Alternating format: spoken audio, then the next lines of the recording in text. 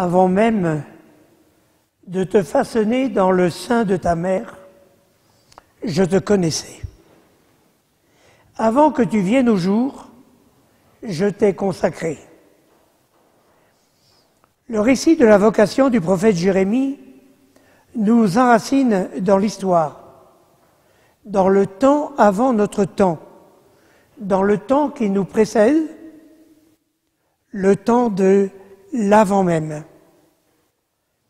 Telle est l'histoire de toute vocation pour les croyants, quand ils prennent le temps de relire leur existence sous le regard de Dieu. Le Père Matthieu, Élie, dont c'est la fête aujourd'hui, était connu du Seigneur depuis toujours, avant même sa naissance, voici 90 ans. Il en avait conscience. Sa vocation, il ne la tenait pas de lui-même, il l'a reçue de son Seigneur. C'est certainement cette foi, cette confiance, qui lui a donné de vivre un ministère aussi varié et aussi riche. Avant que tu ne viennes au jour, je t'ai consacré. Cette parole, elle est aussi pour nous, dans la diversité de nos vocations et de nos missions. Seigneur, tu me sondes et me connais, tu m'as tissé dans le sein de ma mère, rien n'est caché pour toi lorsque j'étais formé dans le secret. Chacun de mes jours était prévu dès avant que le premier eût commencé de luire. C'était cette conscience qui habitait le cœur du Père Matthieu. Sa vie, son existence, son ministère, il l'a reçu du Seigneur. Combien de fois avons-nous pensé que Élie se trouvait à la porte de l'autre vie? Il était ce trompe-la-mort. Combien de fois nous l'avons vu reprendre goût à la vie? Notre-Dame du Lot, avec Benoît, Notre-Dame de Closis, ne lui ont jamais lâché la main, mais l'ont tiré vers la vie. Et pour ma part, j'en ai fait également l'expérience. Son entourage, le personnel de la maison Saint-Marcelin, avec la délicatesse de chacun, lui ont donné un supplément de vie, un surcroît de vie. À chacun, à chacune d'entre nous, de relire notre histoire pour y reconnaître l'empreinte de la présence du Seigneur et de Marie, Notre-Dame de Closis, Notre-Dame du Lot. La vocation d'Élie, assumée dans la liberté jusqu'à ce dernier samedi, nous renvoie à la nôtre. Nous ne sommes pas propriétaires de notre vocation. Elle nous est donnée.